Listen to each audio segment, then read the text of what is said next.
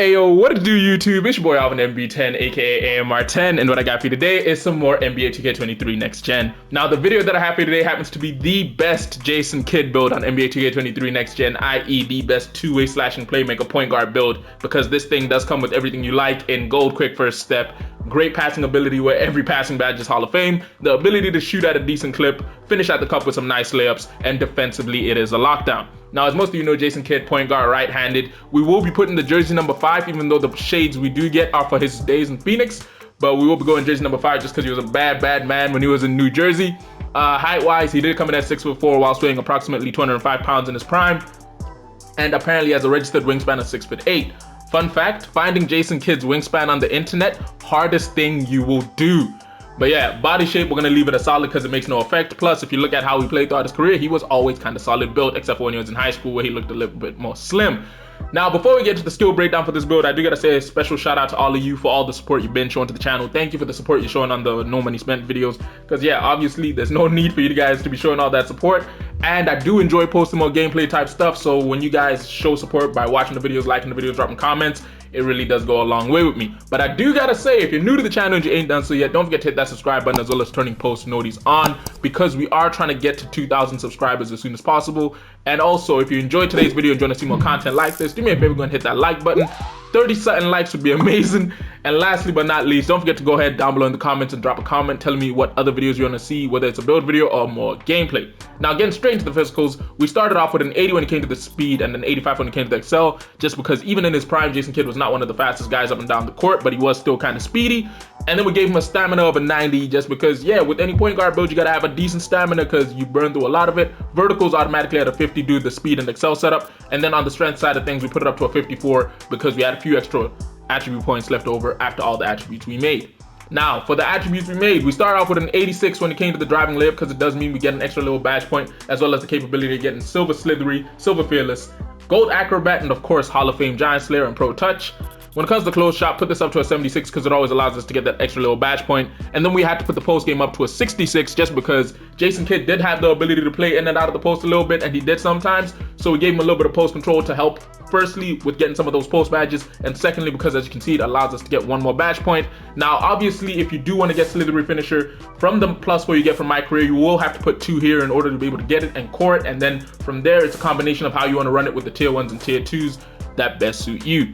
Now, for anyone who remembers J Kidd play, you will remember he struggled shooting. Like, he only truly developed his shooting, I believe, when he went to Dallas. So we decided to give him a 78 on the mid-range. When I say shooting, I mean 3-point shooting. We decided to give him a 78 on the mid-range jump shot whilst giving him a 74 when it came to the 3-ball, which means you do get the capability of getting all badges, even though the tier 3s are mainly bronze and 1 silver being blinders. But it also does mean you get 17 total shooting badge points. Again, you can mix these up however you want to. This is not meant to be some crazy scoring point guard build. This is meant to be one of the great playmaking point guard builds that can still score and be a bucket. Free throw wise, put this up to an 80 because it means it allows you to be able to take this build into the pro and the rec and not fear missing free throws. Personally speaking, I believe once you hit like 70 plus, you should be able to knock down free throws with ease. But with all the extra points we had, we decided to put the free throw up to an 80. Now, playmaking is where the build really starts to firstly stand out. We're going to go from the worst to the best when it comes to how we set this up. We went with an 86 speed with ball because it does mean we get an extra little badge point, and it also means we get that Hall of Fame ankle breaker alongside gold quick first step. Fun fact, if you put speed with ball up to an 88, you get Hall of Fame quick first step. I never technically knew that because I always went straight to ball handle. And it's mainly because everyone thinks not quick first step, speed with ball is an unnecessary attribute at least. Now, when it comes to the ball handle, decided to put this up to an 86 because it does mean we get an extra little badge point. Plus, as you can see, it also means we get silver killer combos, silver mismatch expert, clamp breaker, and handles for days. And then pass accuracy, I had to put the sky high because if you know Jayson Kidd's play style, the man could move the ball around. So we gave him a 94 when it came to the pass accuracy, which means that every single passing badge is Hall of Fame, which makes a whole lot of sense because Jayson Kidd's known as one of the best passing point guards we will ever see. I'm pretty sure he has a few records here and there and has done some amazing things. I'm pretty sure he has a 20 assist game. I have to check it out, but I'm quite certain.